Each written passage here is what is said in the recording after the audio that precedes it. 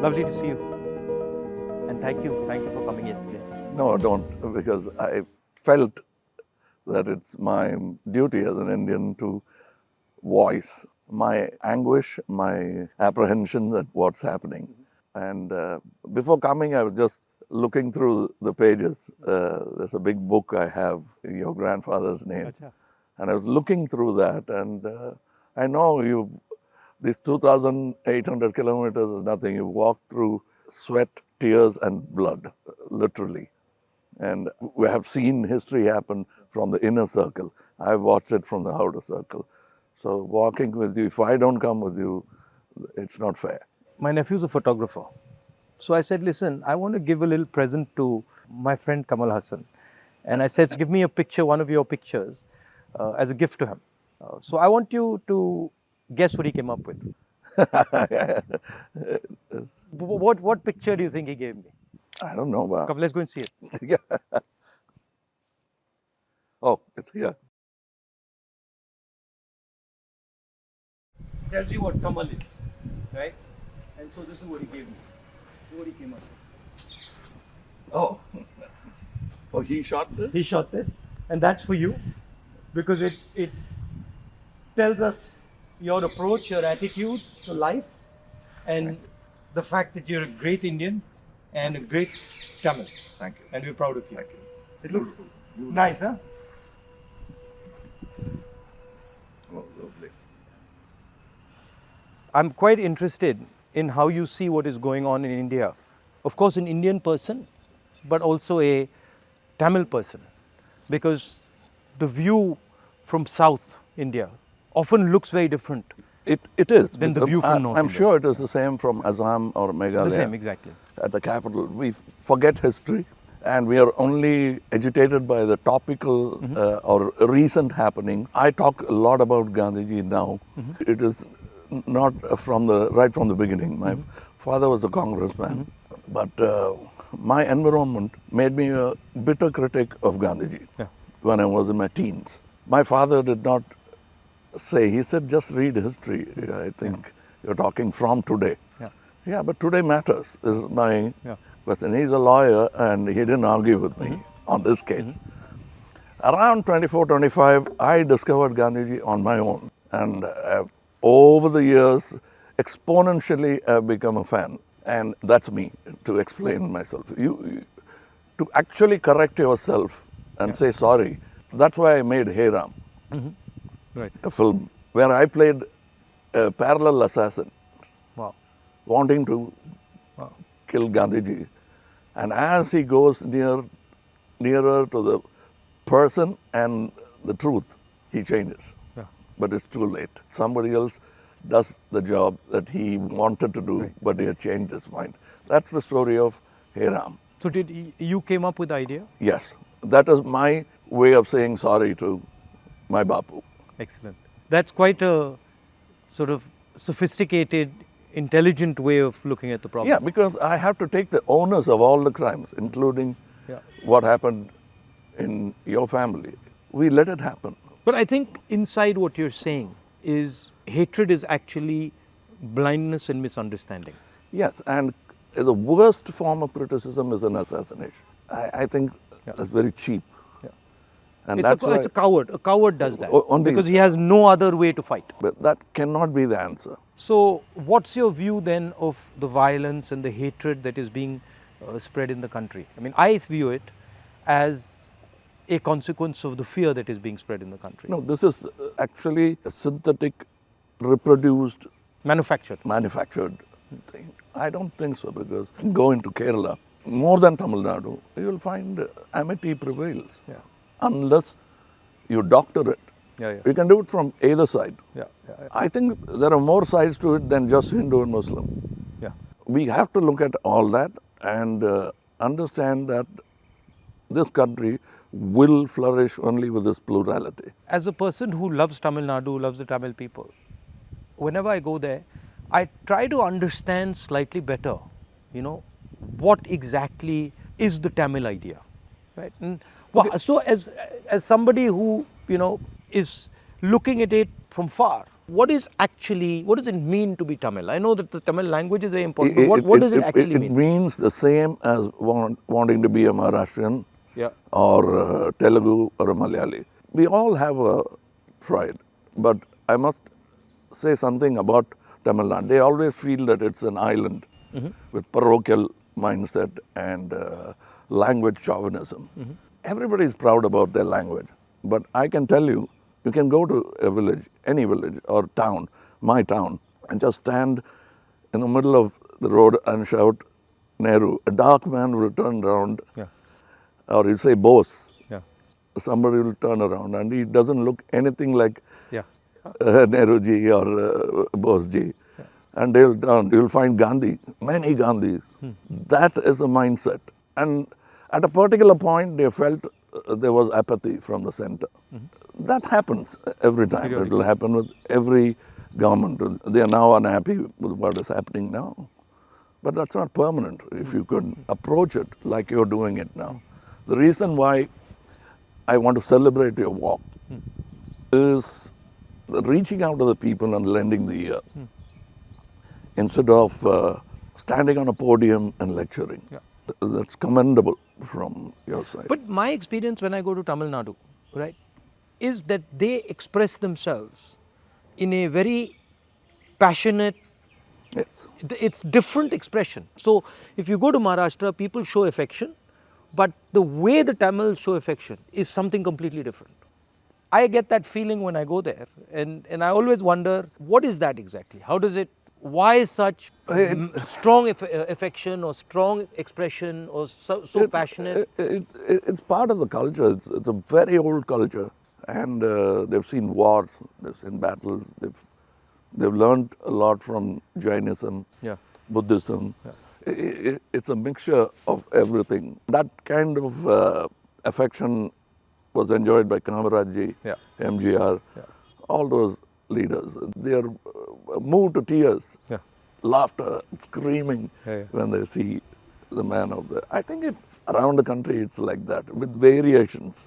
And also the Tamil language is very important to them. Yes, I think even non-religious, godless people celebrate Tamil and worship Tamil. So you said you've got, you're doing this fashion business, and so you know a lot about what is going on in the rest of the world. How do you see the United States, China, these countries? Where do you see India's place in all this? Nowhere less than them, Yeah. but we should walk the talk. Yeah. Like you're doing, every Indian must walk the talk. I want to be, or simply resigning yourself to calling it a third world country. Yeah. You can't do that anymore. That's blasphemy. And you said in our earlier discussion that production has a lot to do with it. The ability to produce something and Yes. sell it outside India, not just in India. Yeah, we can't have a toddy mindset because you can't bottle it. It has to be had Right. then and there. We are in G20 not because of one government, successive governments. And whatever good they could do, that has accumulated and come to this day. So we are aware of that. And you were talking about China. I want you to say more. The security of the country, both internal and external. Your opinion on it. I was speaking to some ex-servicemen the other day, and I was mentioning to them that security today in the 21st century, it's not good enough just to say, okay, what do our borders look like, right? Because security today has become a holistic thing. You don't necessarily get attacked from the borders. You can get attacked from inside. You can get attacked by cyber weapons. You can get attacked by, use of your media. So in the 21st century, one has to have a global view about security. And that's where I think our government has completely gone and miscalculated. We constantly hear about what is going on the border. And the fact of the matter is that China has taken 2,000 kilometers of our territory, square kilometers. And frankly, we haven't said anything. The Prime Minister hasn't said anything. The military has clearly said that they're sitting in our territory, but the Prime Minister said nobody has come. This sends a very clear message to China.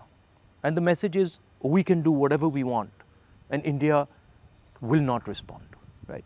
And in fact, in some of the conversations that they are having with our military, they're actually making the statement that, look, your Prime Minister himself has said we are not in your territory. So what is the conversation about? So that's one aspect of it. Yeah, to them it will look like we are whistling in the dark to allay fear. Yeah. No, and Looking somewhere no, else. imagine if you're the leader, right? And your forces and my forces are negotiating, and your forces are coming and saying you're in my territory, and then I say no, but your leader has said we're not. So it destroys the entire negotiation position of Yes, India. yes. Right? So that's one aspect of it. The second aspect of it is how conflict has been transformed, and conflict has been transformed because earlier you fought on a border, now you fight everywhere, right? So you fight by shutting down power stations, you can fight by attacking the railway system, you can fight by militarily attacking, you can And fight. the oldest trick is to contaminate border. Yeah, so you can do that. So the single most important thing in the 21st century is that a country has internal cohesion, that there's harmony in the country, that people are not fighting, that there's peace in the country, and the country has a vision. The point is not going to war, right? The point is being in a position where you cannot be attacked. And there's a link between a weak economy, a confused nation without vision, hatred and anger, and the Chinese sitting in our territory. Because they know that we are dealing with internal matters, internal confusion, an internal lack of harmony, and so they can just go in and do whatever they want. So that's one element of the problem. The other huge element of the problem is what has happened in Ukraine, right? And essentially what the Russians have done in Ukraine is they've said, look, we will not accept that the Ukrainians have a strong relationship with the West. And they've basically told the Ukrainians, if you have a strong relationship with the West, we will alter your geography. And that is the exact same principle that can be applied in India. What the Chinese are saying to us is, be careful with what you're doing, because we will alter your geography. We will enter Ladakh, we will enter Arunachal, and what I can see is them building a platform for that type of an approach. So as an Indian person, I don't want to be somebody who's warmongering, but I'd like our country to be aware that there are real problems on the border, and those problems on the border are connected to what is going on inside our country. When Indian fights Indian, when the economy doesn't work, when there's joblessness, our external opponents can take advantage of that situation. Yeah, so that's broadly it's an opportune moment Yeah. of distracted. Yeah. So one of the things that we've constantly telling our government is talk about it. If you don't want to talk through the media, at least talk to the opposition. We understand these things. We might be able to help you, advise you, bounce ideas off us, but they just don't listen. So it's the approach that we understand everything. The other aspect of it, which you touched on, is that frankly there's no one who can compete with China. I do not believe that on production, on as far as the economics is concerned, I do not believe that the West can take on the Chinese. I believe that India can take on the Chinese. We have the population. We have the population, we have the people. What do you need to take on the Chinese? You need a young population, you need large numbers of people, you need a large educated base. Compared to China, our population is younger. Exactly, right? And if you see the West, right, and this might be a bit controversial, but they've got too much, they're flabby. They're living in opulence. They are outsourced. And they outsource, right? Whereas our people, they know what a struggle is. They understand difficulty. So I think as an Indian person, I see a huge opportunity for India to become, like China, the producer of the world, right? And of course the West has a space which is high-end manufacturing, high technology, etc., which they're very good at, they'll dominate. And we should try and challenge them on that. But I do not think they can compete with China on the large-scale manufacturing, blue-collar work. And I think that's the tragedy, that we are walking on these streets, you walked with us, and all our children are saying we are unemployed, when in fact we could have huge amounts of employment through our agricultural system, through sort of manufacturing. The constant neglect of agriculture is disgruntled many Tamilians. They're voiced, they came here, they didn't even get an audience. India has skills, and it has skills everywhere, right? I always say that the next Satyagraha is the skill set development for Absolutely. India. Right. Because making thousands of lawyers who won't get a job, thousands of engineers Exactly. who won't find a job. Instead, if you develop their skills, they can have their degree but pursue their passion. Instead of me talking about other subjects generally, let me talk about where I come from, the film industry. But the number of training facilities, 200 jobs in a film, and there's no ITI for that. So what it is, right, is actually a disrespect of skills. You will not respect the person's skill and then say, okay, as the nation, how do we empower this person's skills? So I give you the example of Bellary, right, which is the jeans capital of India. Now, Bellary should be exporting jeans to the rest of the world, should be exporting different types of jeans, should be innovating on jeans. Right? Bellary has been shut down because of demonetization and wrongly applied GST. And you've literally taken a hub which could challenge the Chinese across the world in making jeans, and you've destroyed it. It used to have 4.5 lakh people working there, it now has 50,000. Like something like what you're doing with Khadi, right? I mean, who would know that that's a Khadi jacket? Nobody. Right?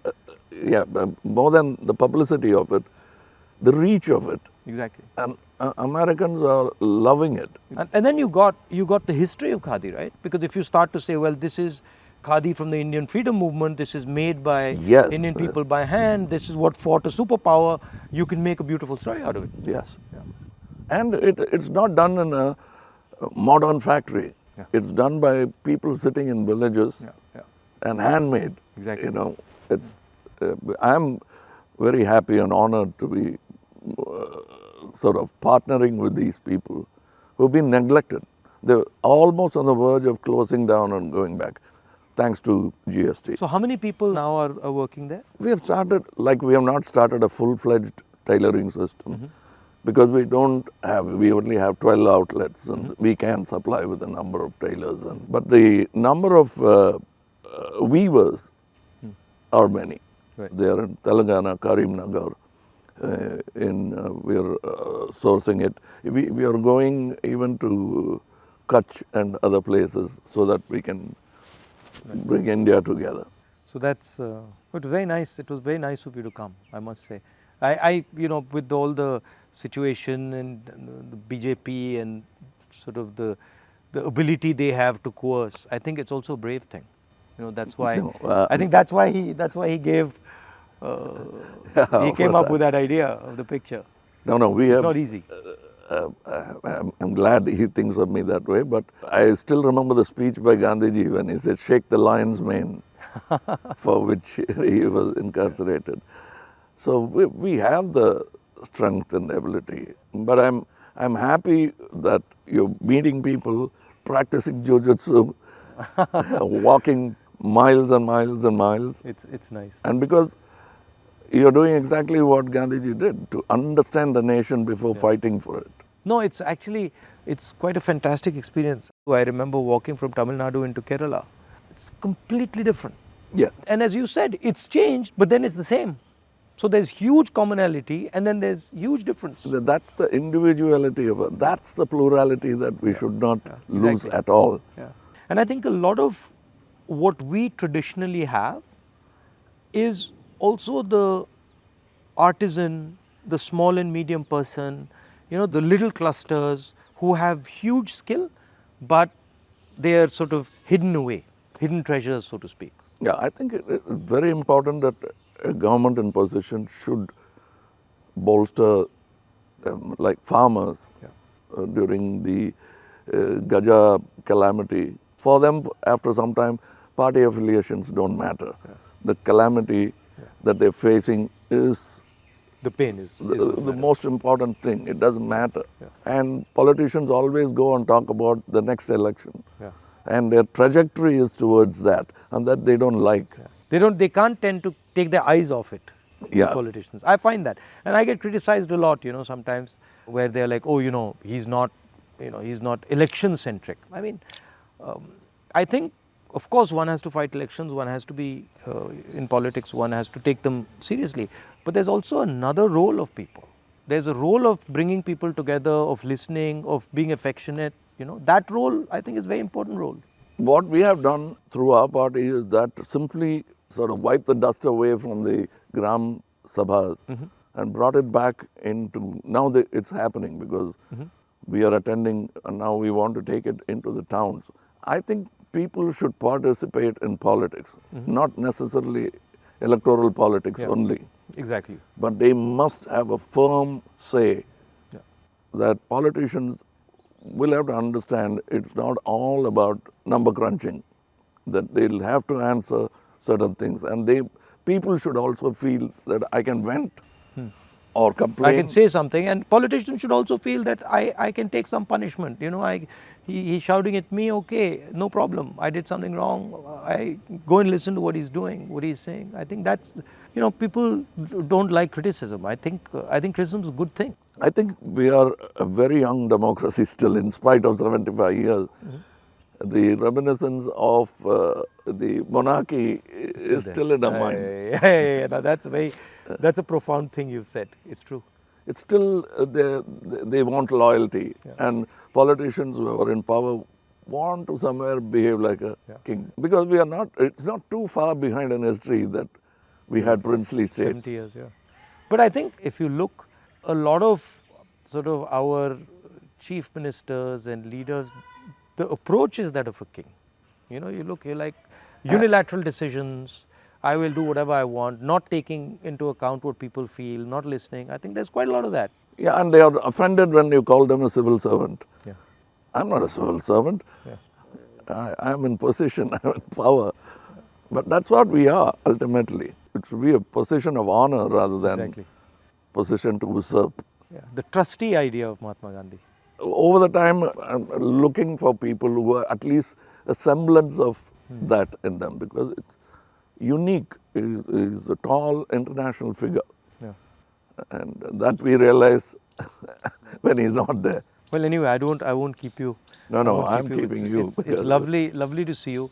And whenever you're in Delhi, next time, maybe we go and have a meal or something. Yeah, sure. I'd love to do that. And I'd like you to look into our thing I've sent. I will. I'll give you my your measurements. I will 100%. We'd like to dress you up. Okay, I'll do that. Thank you.